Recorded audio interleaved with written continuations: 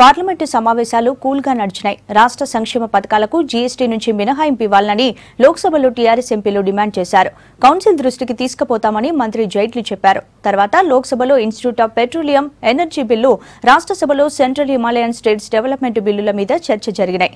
రెండు సభలు ఇయాల్టికి వాయిదా పడ్డాయి.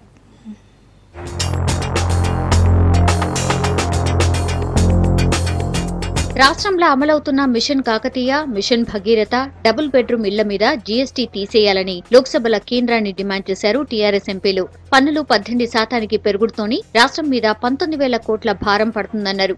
ఈ విషయాన్ని జీఎస్టీ కౌన్సిల్ కు చెప్తామన్నారు మంత్రి Jaitley. The implementation of GST should not apply on the ongoing government sponsored program schemes like Mission Kakatiya, Mission Bhagiratha, irrigation projects, double bedroom housing schemes meant for homeless, poor people, etc. As already we have budgeted as per the earlier taxes, madam, as per the earlier taxes and the VAT, etc. The financial impact of the GST on these projects will severely hamper the progress of these projects, madam. The Reddy has raised, I'll bring it to the notice of the council. Council, yes, that is the only thing. అంతకుముందు Hiroshima, నాగసాకిల అణుబాంబు దాడి సంఘటనను గుర్తు చేసుకున్న లోక్సభ మృతులకు నివాళులర్పించింది. తర్వాత institute of petroleum energy bill మీద సభలో చర్చ జరిగింది. ఆంధ్రప్రదేశ్ లా ఇన్స్టిట్యూట్ ప్రవేశపెట్టబోతున్నట్టు కేంద్రం చెప్పింది. మరి విభజన చట్టం ప్రకారం తెలంగాణకు ఇస్తామన్న ఐఐఎం ట్రైబల్ యూనివర్సిటీ సంగతి ఏందని టీఆర్ఎస్ అడిగింది.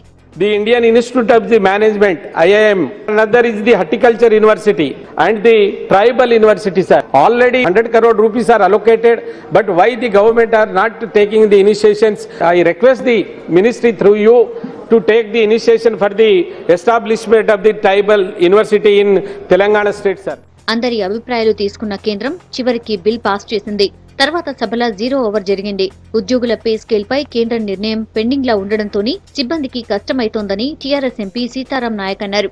0 ఓవర్ అయిపోగానే సభ మంగళవారానికి వాయిదా పడ్డది.